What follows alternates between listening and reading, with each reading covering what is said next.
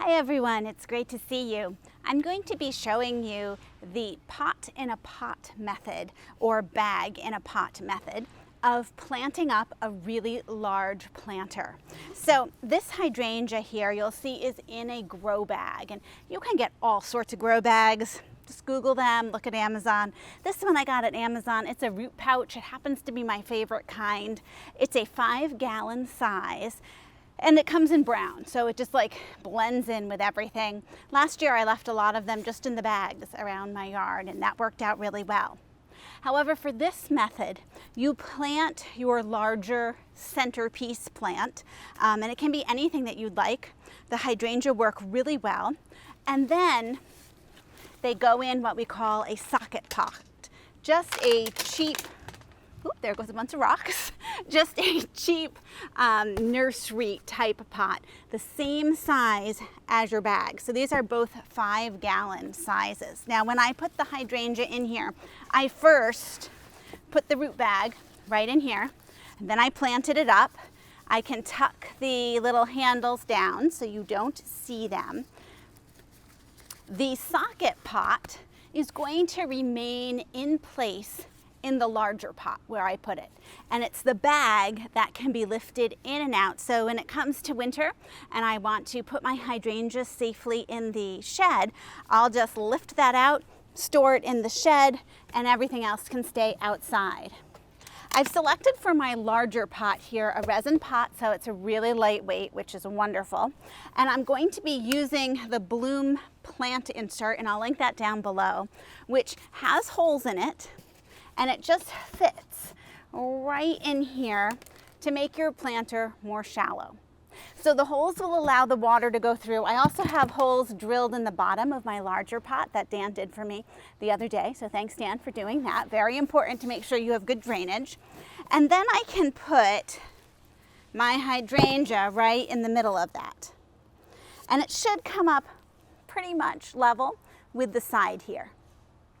Now I have this great gap in between that I can now fill with any type of plant that I feel. I'm going to use annuals. Some people like to use perennials because technically you could leave them right there in this pot year round and you'd be all set for next year come next spring. So let me plant this up for you and I'll tell you what I put in.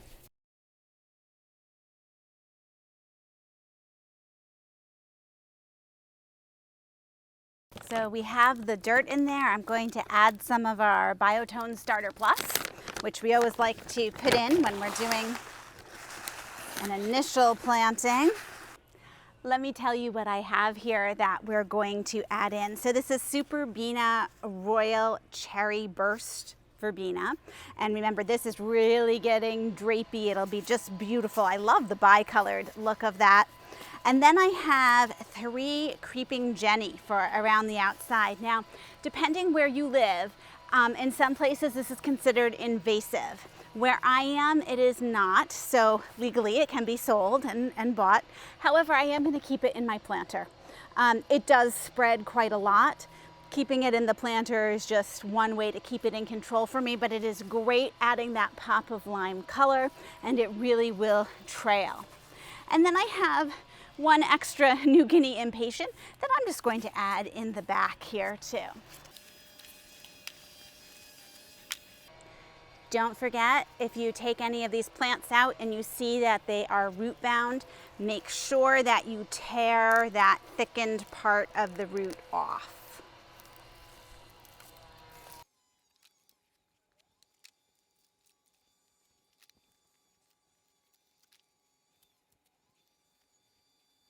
So this is looking beautiful.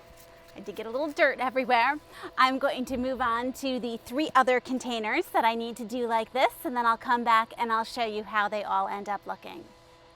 So here we have our 4 final large planters all done, and I wish we could just fast forward ahead 2 weeks so you could see them all filled in and how really beautiful they are going to look.